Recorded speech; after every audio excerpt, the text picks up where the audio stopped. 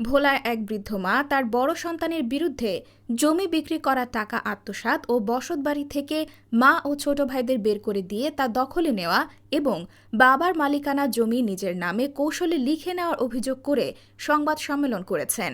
বুধবার একটি স্থানীয় পত্রিকা অফিসে ভোলা পৌরসভা ৩ নং ওয়ার্ডের বাসিন্দা মৃত মোহাম্মদ শাহজাহানের স্ত্রী ফরিদা ইয়াসমিন লিখিত বক্তব্যে এক সংবাদ সম্মেলনে নিজের বড় ছেলে মোহাম্মদ মুস্তাফিজুর রহমানের বিরুদ্ধে কান্না জড়িত কণ্ঠে সাংবাদিকদের কাছে বলেন, আমার বড় ছেলে মুস্তাফিজুর রহমান শুধু আমার সম্পদ নয়, আপন ৩ সহোদরের জমিও নিজের দখলে নেওয়া ও তাদের মারধর করা সহ মিথ্যা মামলা দিয়ে হয়রানি করে। প্রায় ১ কোটি টাকার সম্পত্তি বিক্রি করে আমাকে ৬০ লাখ টাকা দেয়, বাকি ৪০ লাখ টাকা আত্মসাৎ করে।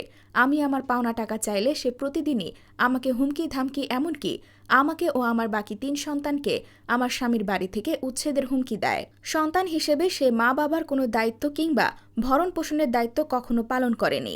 তারপর সারাদিন আমরা তো অত্যাচার করতে আছি, ঘর থাকতে পারবো না, ঘর বাড়ির ঘর, আমার ঘর, আমার বাপের ঘর, থাকার কোনো অধিকার নাই। সবসময় আমরা নির্যাতন করতে আছি। আর কুকুরের মতো ঘরে ডাক দেয়, উকিলে সবসময় ডাক দেয়, যাতে ব্যাপার আমার সাথে করতে আছে। কয়েকদিন বয়াতে আমি ঘরে এত কেউ থাকি, দরজা তো খুলি না, ঘর থেকে বাইরে হই না, সব করে ঘরে বসে থাকি বয়াতে।